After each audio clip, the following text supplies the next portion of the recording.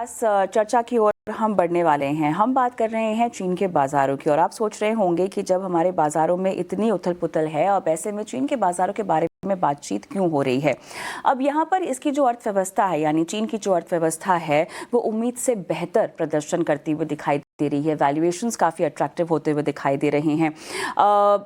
हालांकि अगर आप थोड़ा सा लंबा नज़रिया लेकर चलते हैं डाइवर्सिफिकेशन के लिहाज से तो इस तरह के बाजार का डाइवर्सिफिकेशन आपके पोर्टफोलियो में फ़ायदेमंद हो सकता है। लेकिन जिस तरह से हमने Q2 की जीडीपी ग्रोथ देखी है लगभग 5.2% बताई जा रही है। अब ऐसे में मध्यम अवधि के लिहाज से थोड़ी सी चिंता जरूर रहेगी आपको चीन के बाजारों में, लेकिन ओवरऑल जिस तरह से टैरिफ प्रेशर के बावजूद भी इस तरह के जीडीपी नंबर्स आते हुए दिखाई दे रहे हैं और इस तरह का FIIs का इंटरेस्ट आता हुआ दिखाई दे रहा है, ये क्या दर्शाता है। और उससे भी बड़ी बात फंड्स के प्रदर्शन जो ये होल्ड कर रहे हैं वो भी अपने आप में एक कहानी कहलाते हैं। कैसे देखना चाहिए मोड़ और माहौल चाइना के बाजारों को लेकर, क्या कहती है अर्थव्यवस्था, क्या कहता है आपका पोर्टफोलियो में मुनाफा। मेरे साथ खास मेहमान जुड़ गए हैं, उन्हीं से अब चर्चा की शुरुआत करते हैं। तरुण बिरानी फाउंडर हैं, CEO हैं TBNG कैपिटल एडवाइजर्स के। सुनील सुब्रमण्यम मार्केट एक्सपर्ट हमारे साथ जुड़ गए हैं। आप दोनों का स्वागत है इस खास पेशकश में। और सुनील सर, पहले तो माहौल आप ही तय करेंगे और माहौल में ये बताइए कि चीन के बाजार कितने खुशनुमा आपको दिखाई दे रहे हैं। देखिए, जहां तक आंकड़ों की बात है ना, चीन को लेके थोड़ी सी परेशानी और चिंता ये भी रहती है कि वो फज्ड नंबर्स भी होते हैं, कई बार हकीकत से परे भी होते हैं ऐसे में नंबर्स कई बार। सुनील सर, तो फिलहाल जो ग्रोथ दिखाई जा रही है और जो भी नैरेटिव बनता हुआ दिखाई दे रहा है चाइना के बाजारों के इर्द गिर्द, आप कैसे देखते हैं? देखिए, इसमें एक चीज सबको याद है, आपने कहा ना कि ट्रस्ट नहीं है उनके नंबर्स पे। पर वो नंबर चाहे जीडीपी के नंबर हो सकते हैं, यानी गवर्नमेंट जो गणित करके कंप्यूटर करके रिलीज करती है उसमें शायद जैसे आप कह रहे हैं कुछ लफड़ा हो सकता है, मगर स्टॉक मार्केट में जिनने निवेश किया और पैदा बनाया वहां पे कोई लफड़ा नहीं है।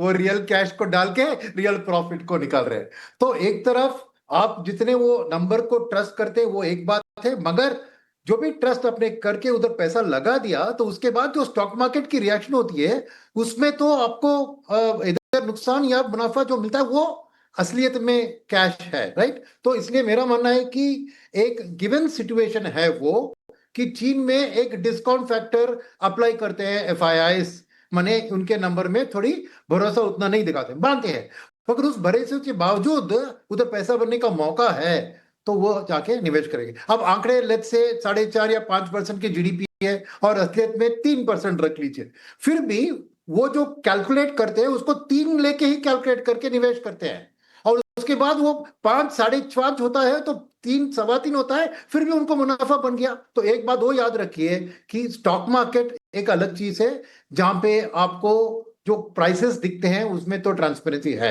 वो नंबर 1। नंबर 2, चीन की बात करें तो इंडिया और चीन हम कंपेयर करने में पड़ जाते हैं कि इंडिया वर्सेस चाइना, चाइना +1, पर ये भूल जाते हैं कि चीन का इकोनॉमी हमसे 4.5 गुना बड़ा है। हम अभी 4 ट्रिलियन की बात कर रहे हैं, वो 23 ट्रिलियन के लेवल पे है। तो उनकी इकोनॉमी इतनी बड़ी है तो नेचुरल उनकी स्टॉक मार्केट भी उस हिसाब से बड़ी है और ज्यादा पैसा ऑब्जॉर्ब करती है और उसके कारण FIIs का अलोकेशन भी इंडिया से कई गुना ज्यादा होता है एज अ टोटल वैल्यू, वो याद रखने की जरूरत है। अब चीन में क्या हुआ, आप क्यों ये सवाल पूछ रहे हैं मुझे पता है, क्योंकि कुछ साल से चीन की जीडीपी ग्रोथ तो पहले 6-7% पे थी, वो अभी 4-4.5 पे गिर गई और उसके पीछे ट्रंप के आने से बहुत से पहले 2022 से लेकर उनकी मार्केट अंडर परफॉर्म कर रही थी क्योंकि ये सडनली ये स्लो डाउन आ गया और इवन बाइडेन के जमाने में ही आपको एंटी चीन का एक मूव चल रहा था और FIIs की भी दिलचस्पी हट गई थी, तब उधर कुछ स्कैम्स भी हुए थे प्रॉपर्टी रिलेटेड, इसमें भी दिलचस्पी हुई। तो 2022 टू 24 बहुत सेलिंग हुई थी FIIs की, इसलिए वो मार्केट बहुत गिर गया था।